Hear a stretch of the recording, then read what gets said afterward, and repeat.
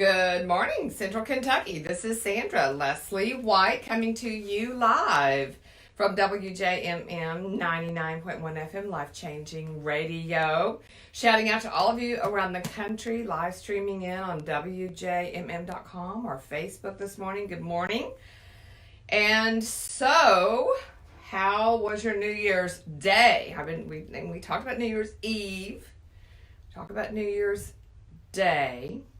I called that message yesterday, Surrender 2020. If you didn't get a chance to catch that, you can on my Facebook page, Sandra Leslie White Ministries. And talked really about what it means to surrender. And that was all about surrendering to knowing the Lord even better in 2020. Kind of went through the process, sort of the formula in Hosea chapter 2, starting at 14 through 23, and talked about really a formula for coming to know the Lord and what He says about that journey. So surrendering to know Him more is sort of my New Year's resolution. What about yours? If you've got one, you want to send it in to me, you can do that at liftingtheveilwithsandra@gmail.com or give me a ring at 859-846-4000 and let me know what your New Year's resolution is.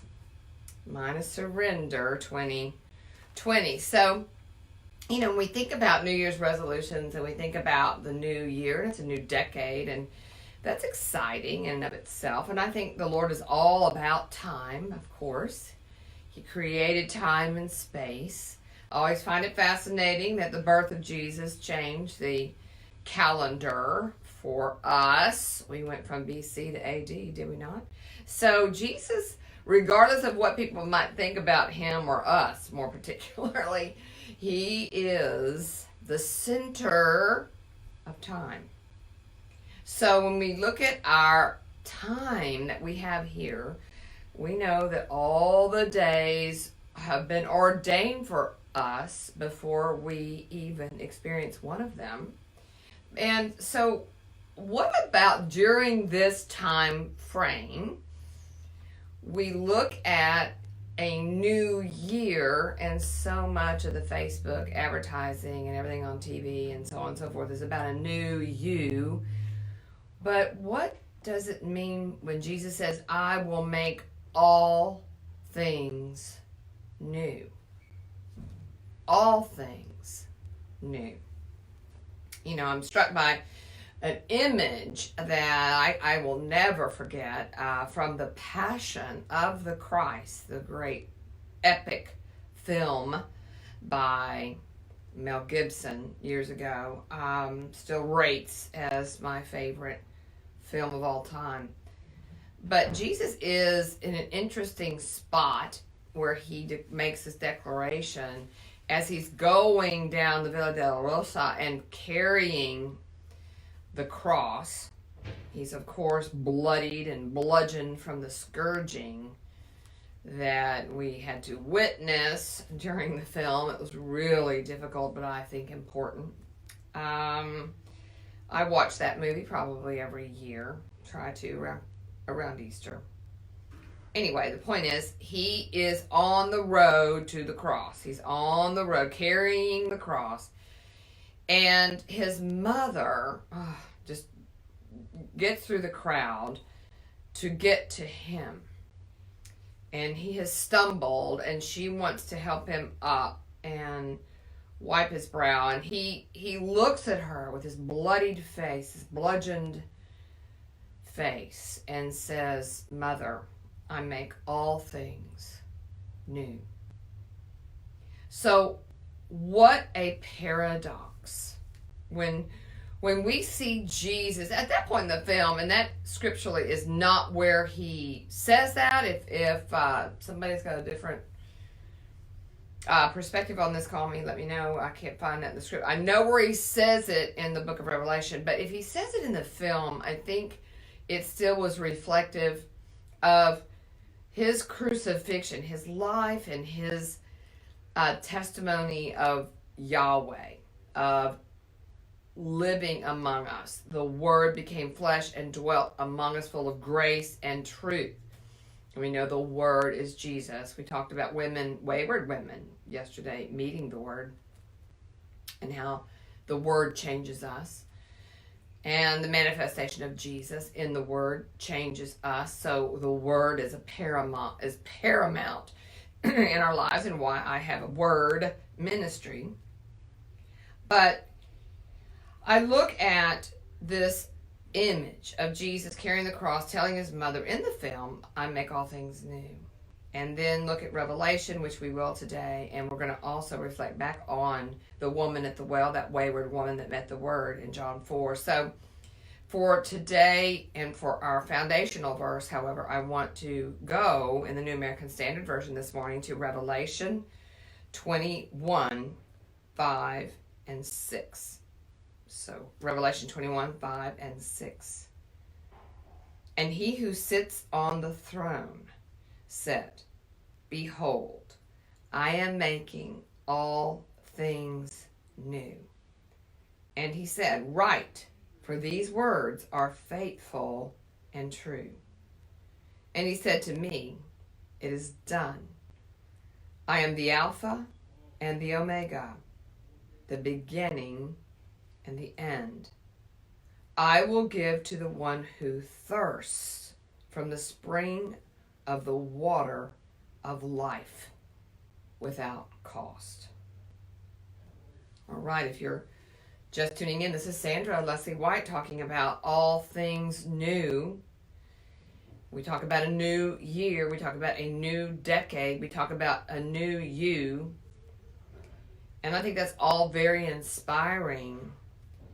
But it strikes me that apart from Jesus, he says we can do nothing. You know, he is the vine, we are the branches. Apart from me, you can do nothing. But in me, you abide in me. This is out of John 15. You abide in me, all things are possible. You will be fruitful. You will bear much fruit. So he says here, and this is in the midst of the new heaven and the new earth that he is showing the Apostle John on the island of Patmos in his vision. Just powerful. This is the new heaven and the new earth that John's seeing. He's talking to John. And so he makes all things new. He backs it up by saying that he will wipe away every tear in verse 4 of 21 in Revelation. He'll wipe away every tear from their eyes. There'll be no longer any death, no longer any mourning or crying or pain. The first things have passed away. So we are still in the first things because he is making all things new in his glorious return. So what about in this first thing? Well, what about in the first things, this time of the church? Those of you who are theologians out there may see it as the church age. That is the age that Jesus was born to, the age of him establishing his church until his return. Okay, so the church age. So let's reflect on the passage from yesterday when we talked about the woman at the well. The woman in John 4 who met the Word at the well, a Samaritan woman that had really no business, or should I say, there was a Jewish man and a rabbi who had no business talking to a Samaritan woman in the day there, but that's where Jesus goes to find her specifically because there's a greater plan for her. So if you don't know the story out of John 4, it's worth reading and reviewing and reflecting on. But he essentially tells his disciples to go on and get food in the nearby village. He's going to Samaria. And when he goes to Samaria, he goes to a well. And this woman whose job was to bring water from the well. So that's where this conversation happens. He reads her mail. Essentially, she has had issues with men. It says in John 4 that when Jesus says to her, go and call your husband and come here, because he wants a drink of water, the woman answered, said, I have no husband. Jesus said to her, you have well said, I have no husband, For you have had 5 husbands, and the one whom you now have is not your husband. This you have said truly. So he reads her mail into her personal life, which is probably not a place of joy for her. She's probably very ashamed of her past and her present. She's apparently, supposedly, if you can derive from this, maybe living with a man. But the point is, Jesus reads her mail, and you would think, how cruel is that? And yet she responds and says, I perceive you're a prophet. You've read my mail, and I'm kind of glad you're a prophet.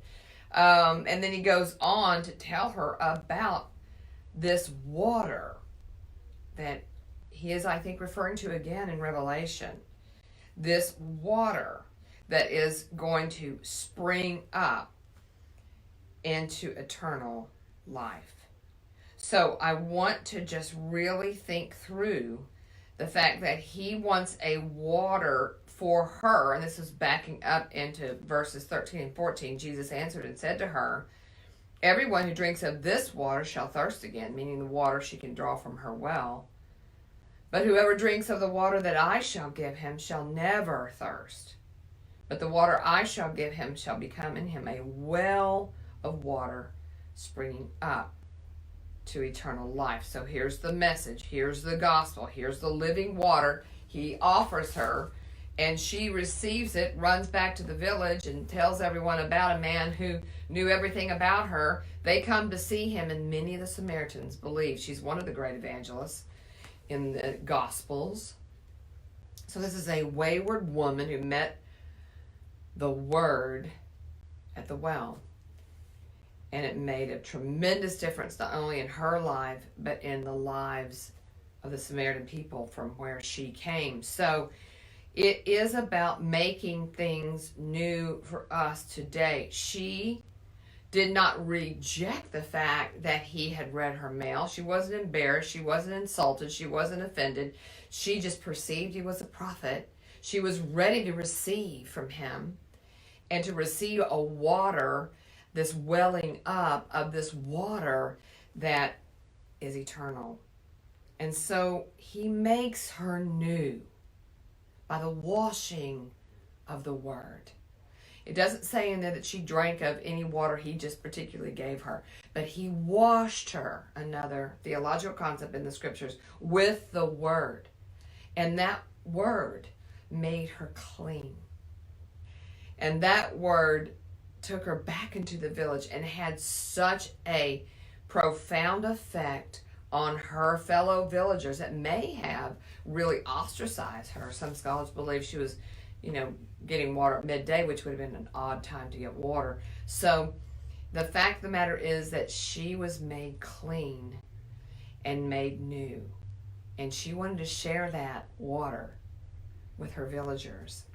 So he is making all things new for us today. This is his primary purpose, to come full of grace and truth, grace to draw us into his love, but truth as he confronted her with the truth, because this wasn't healthy for her. This living with all these men wasn't healthy for her. And he knew it, and he loved her enough to tell her the truth.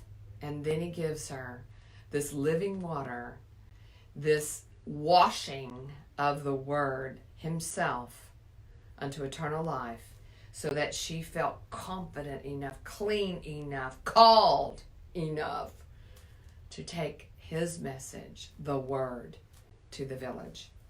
So I want to challenge you to reflect on the fact that he wants to make you new. And the reason is that newness of life for you will have an effect, an extraordinary effect on those around you.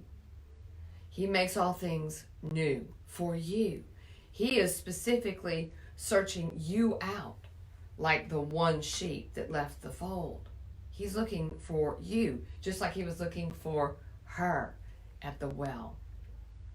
So I find it very encouraging that he is always seeking us out to make things new for us. What do you need to be made new so that your testimony is powerful in 2020. God bless you today.